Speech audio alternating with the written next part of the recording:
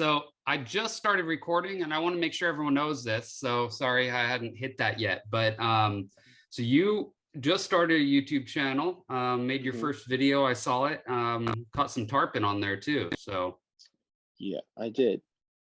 Yeah, I mean, all I did was strap a camera to my chest and go out and do my thing just like I normally would. for sure. It's did you find it cumbersome at all with the camera in your way or anything? The only thing is that some of the angles, I guess, like if I bent over or something, it would get my feet, not really the fish. The first fish, I think it wasn't a big issue, but the second one, like you were just looking at my legs, like my feet. That's all you could see. In the shadow, you could be like, "Oh, he's definitely unhooking that fish." Yeah, Are you for going to sure. get like a camera, like, on a tripod since you fish from shore, or like a hat GoPro? I am gonna switch probably to a hat, and I was considering buying a second GoPro and doing a tripod and wearing the headpiece to see how that works, because I think maybe the view would be kind of cool. Well, I still think you did a great job. So I mean, it was fun to watch for sure. And guys, whoever's watching, I'll link to that video of his in the description section. So I post these on my channel, so all my subscribers will see it. You guys can definitely check out his video and some good sized tarpon he caught. So that was pretty cool. Thanks, Sean. How you doing, Paul? Hey, what's up? Can you hear me? Yeah. Okay, good. Because I got some earbuds in. I'm just using my phone. Oh, okay. That works. Yeah. Hey, So- Sean, have you tried the bench rings by Loon before? Come on. No. What is it?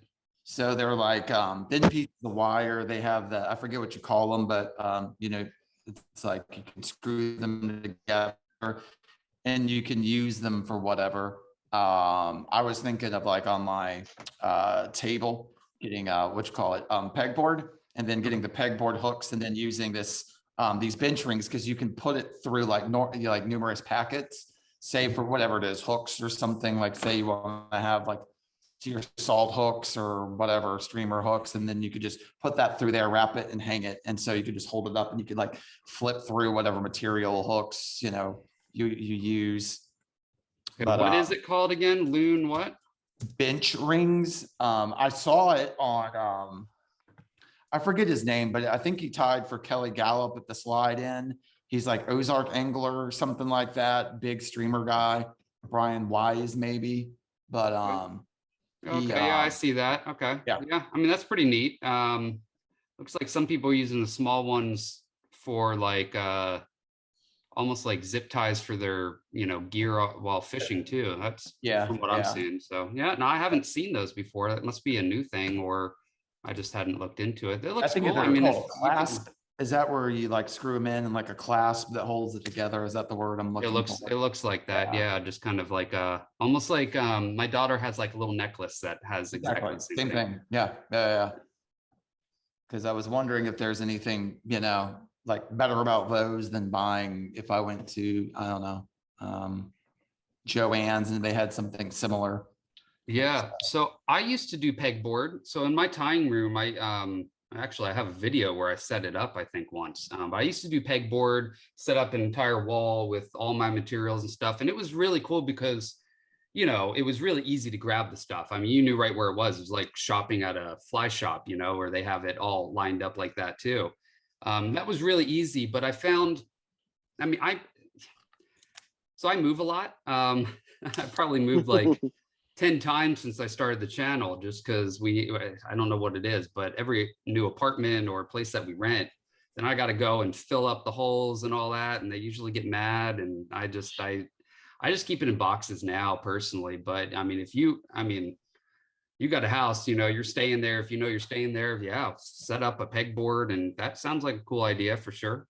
Because I was also thinking of just getting like they used to call them screw boxes, where you could just pull them out. And then you take like, let's say, for example, I got the hooks, and then you just cut, this out and you put it on the front of the box. So I pull it out and there's my size 2/0 or whatever, but I don't have a lot of storage space. It's a small desk. And I just had never found like a decent sized desk for under like $300 or one that wasn't like super scratched up, you know? Sure. So what So- I do is I've got just like a metal rack that I just have a whole bunch of like thin boxes. So Mhm. at Costco, they had these like thin, wide boxes that kind of fit like hackles and stuff really well. I got a couple of those, and then I got these little smaller boxes. You can go to Walmart and get them, and they're cheap, and I just put different stuff in there and stack it in the rack, and that kind of takes up a lot less space, and so and then it's in boxes, but sometimes it is a little bit of digging through to try to find stuff if I got a lot of stuff in the boxes. So there's no perfect way, I don't think, unless you've got tons of space and a lot of money to spend on all that stuff. So.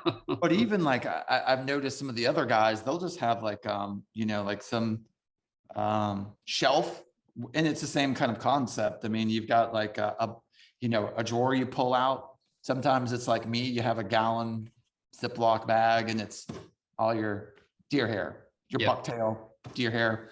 Just Exactly. pull it I out. do that too. I got some actually 2.5 gallon Ziplocs for some, like a lot of stuff. I've got a whole bunch of like EP fiber style stuff that I just put in a Ziploc, all the colors in there, but then I'm digging out all the colors and trying to find it every time. It does make a pain, but also I know where it is too. So yeah, I don't know, man. It just kind of depends on, kind of your space and how organized you really need it, how much stuff you have. I mean, I got a lot of stuff, so I really got to, but if if you've only got a handful of stuff, then it makes it a little easier to try to do that. But yeah, no, for sure. It's storage. There's a bunch of options. And like I said, nothing's perfect for everyone. I think it just depends on you and what your needs are, so yeah. How have you been, Paul? Good, man. It's just surviving the heat. Yeah, Yeah. it's haven't hot, been man. doing much. Haven't been doing much fishing. Yeah. So Paul, you guys might have seen him on the channel a couple times, but he actually lives close to me near San Antonio, and he recently You became the guy that goes creek fishing with you? Yeah, Yeah. that's what I was about to say too. He's Okay. the guy who went creek fishing with you. Okay. Yep. So he's going to be joining. Maybe not every month, but whenever you can, definitely, we'd love to have you. And so he's going to be Yeah. coming on and doing this. So another person to chat on here. So, but yeah, man, the heat is terrible. And have you found any rivers with water? Well, I mean, the Medina still has some water. The Blanco is flowing about the same as the Medina. Okay. I just went over the Guadalupe, 0 water. And Yeah. then, of course, the San Marcos is probably the river we need to go fishing Okay. because it's got a lot of water. And they're actually catching some good fish out of there. The Medina has some good fish, and they're hungry, but you just have to remember I caught that big bass Yeah. the last drought that we had. It was real easy to catch. Well, I always So- worry here because, we've got I don't know what they call it, but basically the rivers go underground, right? Yeah. In a lot of places. So, I mean, a lot of the fish in the heat will just kind of dive under there when it's hot in the middle of summer, won't they? Well, not the largemouth bass won't, or the red eye bass. I've been seeing last time I went fishing, I've been seeing a lot of nice red eye bass Okay. in the Medina. But really, the only fish that goes underground in the aquifer is the Guadalupe bass, Okay. and then some, and then your smaller catfish and stuff like that. And I think the Rios do too. I'm not sure. But I Yeah. know the Guadalupe bass will definitely go in there, and you can tell, like after a rain, when they come out, they'll have when they do they'll have a bluish sheen to them. Mm. So it's kind of cool. So is the You say Guadalupe- red. Go ahead, Go ahead, Ryan. go ahead. When you say red eye bass, you mean spotted bass, right? No, there's a I think they're called Texas red eye bass. They're different. There's a ton of different bass. They're very predatory. They hunt in groups. It's hard to see them until it gets like into the droughts. They're actually, last time I was out in the Medina, they were hunting the Rio cichlid fry. Mhm. I actually haven't gotten a chance to use those fry flies yet, but just been busy. But I just kind of, they're just I don't know. I mean, you can like look it up. They're a cool looking fish to see out in the wild, especially in the Medina, because their colors are so vivid. They got like a heavy chartreuse back with like and I guess you could call them like a spotted bass, but there's a species called the Texas red-eye bass. Is that Yeah, I'm looking it up right now. Is it the same that, because they have an Orvis podcast from a guy that fishes in Alabama, and he was calling it a red eye bass. They're smaller than like 3 pounds. Is that kind of like the same species? No, they're like the same size as like a Texas largemouth. Oh, okay. I'm Yeah, looking you at it got right like now. It looks That would like be they a do pretty have big fish. they do have some other colors to them. So They're real pretty, man. They got really they've got red like blue eyes. streaks in them and stuff. It's interesting. Yeah. Is the Guadalupe bass like a native fish? Mhm. Yeah, it's like a drought fish. It does a good job surviving the drought. Because they like I caught one that was like 15 or 16 inches. I mean, and if you have like a 3 or 4 weight, man, it's just a load of fun, man. I've been trying to get like Sean, like I go to the same river a lot, and that's because you're bound to get caught up in the pattern, right, of the river. And and that's kind of what I do. And Sean likes to go to different spots. And I mean, but sometimes you'll go and you'll catch just like a buku of like Guadalupe bass, and they're just left and right. And they're like a lot of fun on like a 3 weight. That's what I fish with mostly up here, like on a 3 weight. Or a 4 weight. I build a lot of rods, so I have like 10 or 12 rods. So I fish with a 3, 4. They call the Guadalupe kind of like Texas trout, because kind of how they'll sit in the fast moving water, and you fish them kind of like you would trout, kind of in a way, sort of a little different, but They get mistaken for smallmouth because of how they feed in that, like in the rapids and whatnot. Mhm. Yeah, when I first started fishing here, I was thinking they were smallmouth when I was catching them, and you were like, no, dude, that's a The difference between a Guadalupe bass and a smallmouth is that when you open their mouth and you rub your finger on the tongue, they have a tooth patch on the tongue. It's a rough spot, and that's really the only difference in the fact that like if there's if they look like a juvenile if they look like a juvenile smallmouth, if they have that rough spot, then it's a Guadalupe bass. So but that's really the only difference, unless you get like I mean really they look the same as a Guadalupe, and they also have a blue sheen to them a lot of times. They're like the smallmouth kind of has a kind of, I don't know, maybe more green, I don't know, or more reddish sheen to them. I've never really caught many smallmouth. Is their jaw like the same? Actually, I think like as far as in relationship to the eye, a smallmouth head will look more perch-like compared to like a Guadalupe, but their jaw comes back about the same. I mean, to the back of the eye. But they'll just fight really hard and jump out of the water. I mean, you'll catch like a 10-inch one. You'll think you're like, oh wow, this is a good fish, and then you pull it out of the water and it's like 10 inches, but like a really big one is like 16 inches. And I caught one a couple of summers ago. It was just huge. So I mean, I have like 40 fish day some days, and when I have days like that, man, yeah, I'm catching every fish that I've caught. It's like either it's a trophy panfish, trophy bass, or trophy catfish that I've like a personal trophy, And I'm his bad luck charm, because every time I go, we don't catch. I know that feeling. Well, we went to that creek and Sean caught a decent Guadalupe Yeah, bass. we've and had I'd good never trips. caught- I'm just making a joke, but like, Yeah. Well, and then but sometimes when he's doing good, I'm like totally just I'm stinking, man, bad. I mean, he'll like I'll be out there and I'll just look like an amateur, and he's all catching fish and stuff.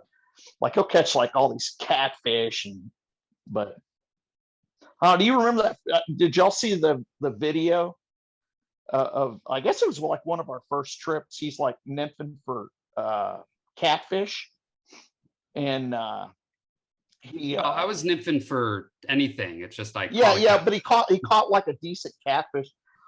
Well, I think the summer before that, I caught a rainbow trout there. That same part of the river, because they just stock all these fish in the Guadalupe River everywhere. Like we've never even like I've been wanting to take him white bass fishing, and we've never caught white bass. yeah, I'm Never. the bad luck charm every time. It's like they're catching the day before and they catch the day after, but that day is everyone's saying that it's horrible. I'm the same way, man. Whenever I was going to go hybrid fishing or striper, nope. I was on board, and unless my friend's just BSing. And if he's watching this, he'll know who I'm talking about, because he's always like, oh yeah, I hooked one, but man, it got in the current. And I'm like, take an 11 weight. He's like, no, you can't pull them in. I'm like, yeah, you can. Yes, you can. If you can bring 150-pound tarpon in on 11 weight, you can bring a 30-pound striper in. You just, yeah. And he's like, no. You don't understand. The flow is intense. I'm like, I understand the flow. I get it. But I think you could probably put sideways pressure on them and bring them. I don't know. But anyway, I know that feeling, because he's going to stop taking me, man, because every time we go, it's I get it. no more striped bass fishing for me. No, you've already been replaced. There's Yeah. my new fishing partner. my pup. She goes. Actually, you might as well keep him along, because if he's like your bad luck charm that he gets skunked, but you catch the white bass, then it's clear that No, we But never. he doesn't. We've never. Okay. Yeah. Neither of us have caught when we go. Juju. That's bad juju. Yeah, I'm telling Yeah. you, they don't like me. It's those white bass. They're just I know this. I know the same feeling. I went fishing for him in March, right? And so let me ask you this. So when you're using like a full sink leader, you shouldn't have like a long leader, right? You want like 4, maybe 5 feet. So like your line's down there, and then if they're on the bottom, right, your fly's in the strike zone. Well, I'm not one to ask on white bass. Do you have a? I'm just talking about in general, just in Yeah. general. Well, though, right? but you're talking to someone like I've limited out on dry flies with white bass. I mean, and that just freaks people out. And I tell Sean this, and some of the flies that I tie are like totally subsurface. I mean, the rivers. I totally believe the subsurface, especially. Yeah. Yeah, I mean, just the rivers around here. I mean, like they're like shallow, and then they empty into like a big old pond, and then they exit out of this big old pond. But the pond's like 3 feet deep most of the time, and that's just the extent of our rivers. They're not just like some. I mean, they're really creeks, really. I mean, that's really what they are. Is creeks. There's not a lot of really deep, big rivers here. It's all smaller stuff. Yeah. Guadalupe is probably the biggest, coming right at least close by, Well- coming right off the. Well, we need to go to the San Marcos, because that thing's deep through and through. It's just that there's a lot of hangups, and but they've been pulling some nice largemouth out of there. So what's And your big- next trip, Ryan? Where you're going to go next on your video? I don't know. I've been thinking about it. I'm not sure if I want to go south, west. I mean, I just did saltwater, so probably I'll do freshwater next. I'll probably hit up some peacock bass, I think, next. That sounds like a good Peacock one, for bass. sure. Yeah, peacock bass. cool. That sounds like fun, man. I tried to catch some when I was down in Florida a couple of years ago. Mhm. Didn't do any. It's probably just. It's one of those things you should go down there by myself, but I was with family and kids and nephews, and But Did you just not have any luck? well, yeah. I mean, I like had, I don't know. I mean, it seemed like I only fished for like 10 minutes at a time or something, but I probably fished for more than that. But it's just, I guess not luck, but it seemed like I didn't have enough time to go down there and fish. Mm. Because it wasn't a fishing trip, it was a family trip. Mm. But They like the Yeah. rocks, don't they? That's where they kind of always are around a lot of times, right, Brian? What are they like? Like peacock bass are attracted to rocks, right? That's where I always kind of see a lot of people catching them is around structure, and especially like if, because I went fishing in the Everglades and like in that system, and like where there was just like mud bottom and lily pads and things like that, you catch some Oscars, but there wouldn't be any peacocks around. The peacocks would generally be in that area around just like these random rocks, you know, that were in the system. But I don't know if you get that in like the canals where you fish, and especially like a place like Lake Ida. I don't know that they have rocks in that lake. So, I mean, I've seen them a lot in, I mean, any structure really is going to attract fish in general, but I've seen them in a lot of what I like to call like, I'm going to call them like grass beds, kind of. So like in South Florida, they have real tall grass beds. Especially like in the bigger like lake canal systems that are all connected to each other, the water's pretty clear, but they do have a lot of rocks, you know, and you do see them around like the rocky parts, especially like closer to shore. And the canals themselves, like the whole edge looks like it's just full of rocks, and they hang around the edges because of course they're just hunting for, you know, any bait fish. But when it comes to like ponds or lakes, I mean, that are full of grass, especially, you know, close to the edges, you'll see them just going in and out and in and out because they're coming and chasing something and then heading right out. And you'll see them just swimming along. And if you throw something in front of them, anything that's got color, they're probably going to destroy it. They're aggressive. I remember I was throwing, I went fishing for snakehead, which by the way, that's a very challenging fish to catch. Yeah, if I make a On the video on fly. that one, it's going to take a while.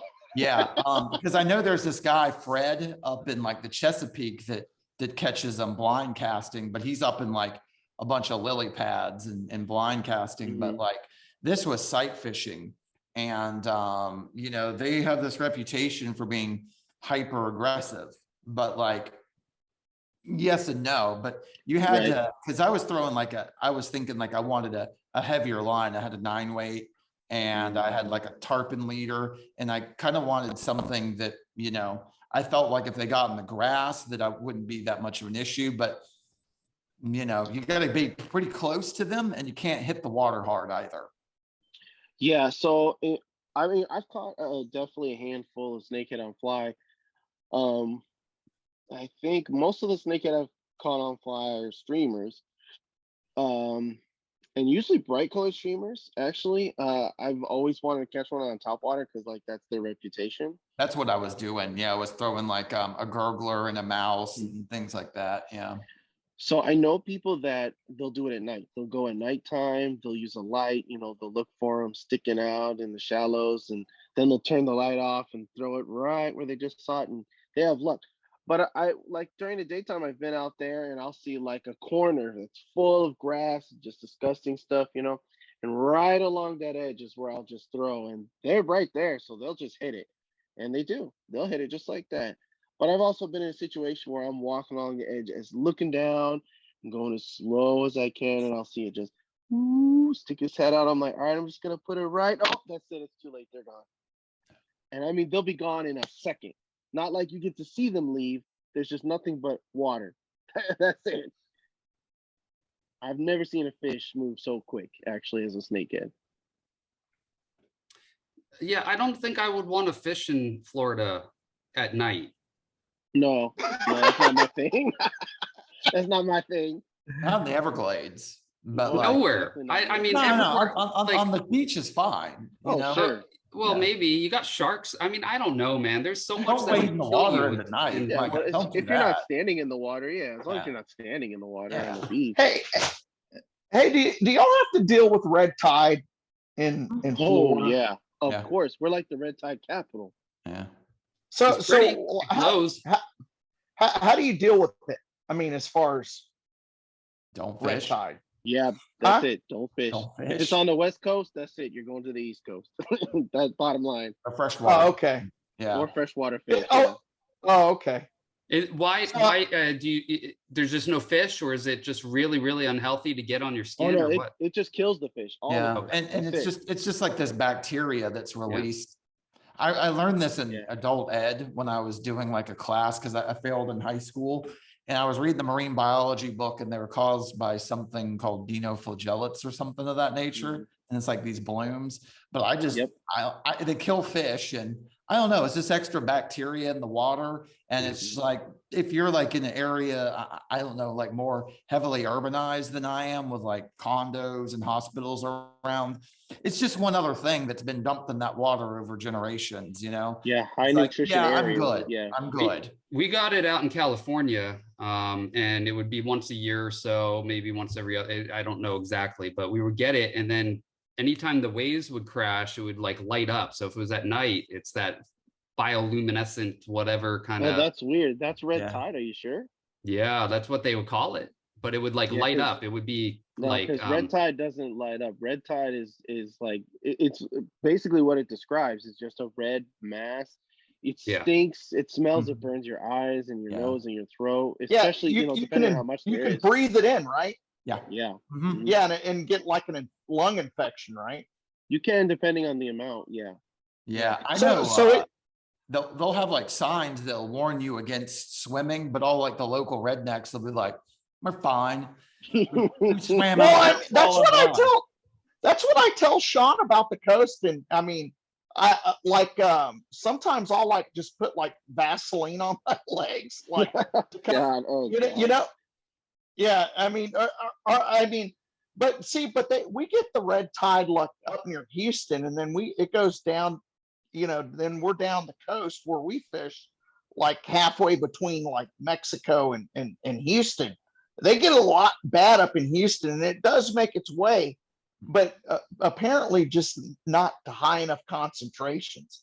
I Well, I mean, mean, every year someone dies, but usually, from that, from the like from diabetes, right? They have diabetes or well, something. yeah, usually they have some kind of health issue, but even healthy people, I've seen reports of even relatively healthy people getting it infected. Now, I'm sure they didn't take care of it. They probably didn't get any antibiotics or whatever. They probably just were like, I'll be fine. And then it got so bad that either leg amputation or whatever, but it's that, it's bad. It can be bad. I know because I used to work on the boats down in Port Aransas, and I mean every single guy that worked on the boats had gotten that MRSA, the flesh-eating bacteria, at one point, because you get stuck all the time with hooks in your hands. You're Oh, cutting yeah. bait. That's something different. I thought you were still Yeah. talking about red tide. No, Okay. yeah, we don't get red I was tide like, here, what? do we?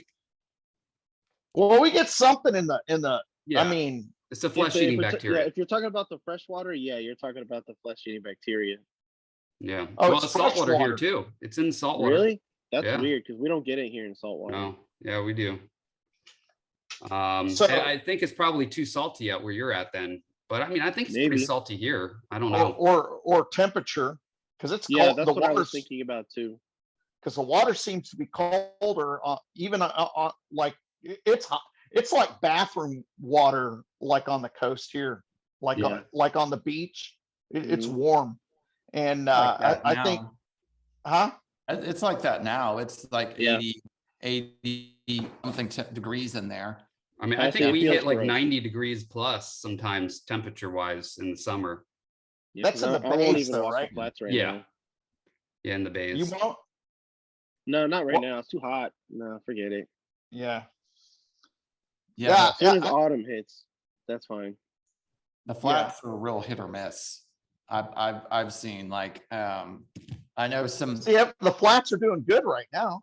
oh, really? Here. It's real hit or miss here. I mean, you can have a certain day where for whatever reason, there's maybe shark out there and they're pushing reds up, on the flats, but other days you'll be in that same area cruising by, pole like a mile or two, not push a single red. Tons of catfish out there kind of on the deep drop off. Oh and, yeah. and ladyfish hanging out. And you'll have some occasional sure. trout out there too. But a lot of like the bigger species, it's real hit or miss. You gotta gotta go around and find them. And like a lot of the big migratory tarpon, they're kind of still around, but I know a lot of the guides have stopped fishing for them. Even like one of the world class guys up here, not really fishing for them, but there's still a few around. Is it my understanding though in Texas, because you know, you guys are in Texas, that the summertime there's like way less wind, so going out and fishing like in the flats or anything is much better for wind, at least in the summertime. It Yeah, might I be mean- a little less. It's still windy. I mean, Is it? I don't think I've ever gone out and not, there's been a few times where there's very little wind, but I mean, it's always 10 plus, always 10 miles an hour plus. I mean, every Damn, time that I go sucks. out. See, but a lot of people, a lot of people that go down there and fish, they don't know how to do the windy cast. You know, you know what I'm saying? Where you have like the back, Yeah, the of wind course. blowing over your back and Yeah. having the line pushed away from you, and Mm-hmm. you know, I mean, You barely so have to that, cast. The wind just carries the whole thing for you. yeah, and that'll get you out to where you can probably almost fish to like 17, 18 miles an hour. But yeah, I've fished in 30 and it's not Yeah. pleasant. I mean, my arm's Yeah. blown out by the end of the day, but yeah, you gotta like, so if you're casting sideways in the wind, you gotta make sure, you know, you're doing a back cast. If the wind's Oh, blowing this way, absolutely. you'll hit yourself in the head. But Mhm. I noticed that if I'm casting into the wind, I mean, I'm not going to get very far, but I really got to kind of push it down, like, you know, because if you go up, it's going to blow back at you. So you're kind of almost hitting the water super hard because you got to cast downward. And I find that I can do it. But The sideways cast like that, or the Yeah, that, Definitely, yeah. yeah. That's what Yeah. I was gonna say too. Yeah. And- what kind of cast? So The it's bellow? belly cast where They you call it like start the out sidearm. and go like this. The Yeah, sidearm, you're going down, you're kind of casting sideways, kind of low Yeah. along the water. but And you once bring you're it ready up to through do the that wind, final yeah. cast, then you bring it up Yeah. over. Okay. Yeah. Or It if works the really wind's well, like kind of usually. swirling, you can get down below and Yeah. cast. But if it's like 20 plus, I mean, I don't Forget know. it. It's Yeah, hard to it's a fish. mess. Yeah. It's pretty miserable. Even like I can now in certain ways cast better into the wind with a fly rod than I can conventional gear. I mean, I mean like 60 feet max, but I mean, because what Dude, happened is like I was trying this the other day, like throwing a paddle tail out there on a friend's rod, and it just like the wind would hit it and it'd go down. What- Whereas like the fly rod, I could get a little bit underneath it, but not by much. But Yeah. it's just even like in 20 plus mile an hour winds. I mean, like the fish bite, but it's hard no matter what, even like sitting out there. And that's the problem is when you're fishing. on the flats, a lot of times fish will, I mean, you can say, okay, well, I'm going to cast this direction, the wind's blowing this way, I'm going to get it. But I mean, a lot of times a fish will all of a sudden, you know, be over here. And I mean, you've got to get it there. You're not, you know, and so you've still got to cast sideways into the wind or behind you into the wind or whatever it may be. Because you got to hit where they're at. You can't just constantly cast in the same spot all day long. And, you know, so that's, Yeah. You know, it's funny that you say that, because I've always, when I see people fish in the same spot over and over again, I think to myself, how can you do that? I can't stand still. Like I have to Yeah. constantly move. same I'm here. like, all right, I'll cast here like 3 times, and then I'm gonna move, you know, Mhm. 20 feet and so on and so on and so on. I just can't do it unless I'm standing there and just fish after fish after fish. Oh, yeah. Of course, I'm gonna stay there. I do it on a dock out this local lake. Well, yeah, that I makes know- sense I know because they're you out can't there. go anywhere.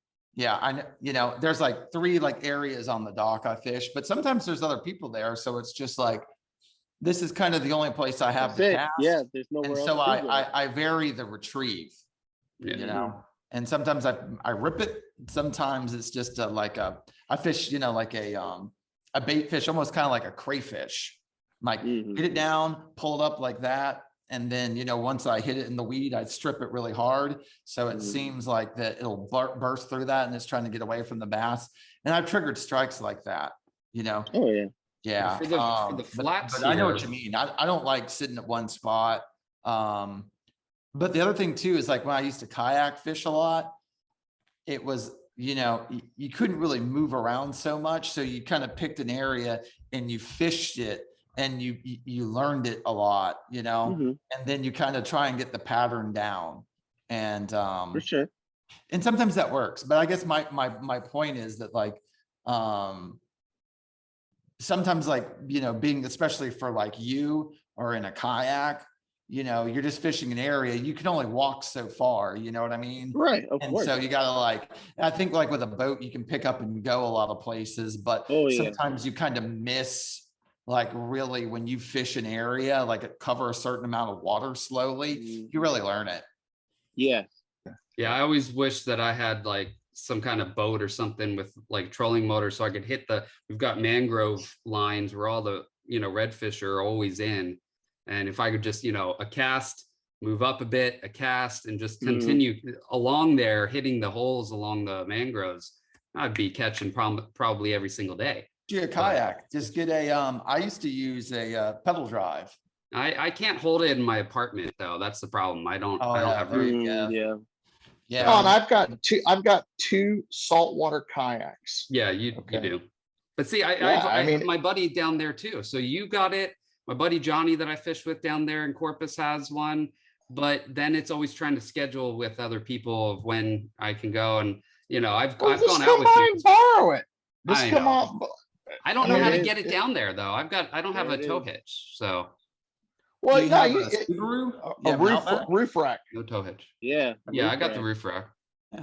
I'm a wuss, Hey. man. These little tiny muscles, I can't lift it. I got a Viking Pro Fish that's like 60 pounds. Yeah.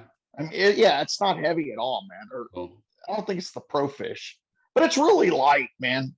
Yeah. I mean, and it fishes good down there at coast. Is there not a lot of places to walk in the saltwater down there? I don't know. I've never been to Texas. There so I have is. no idea.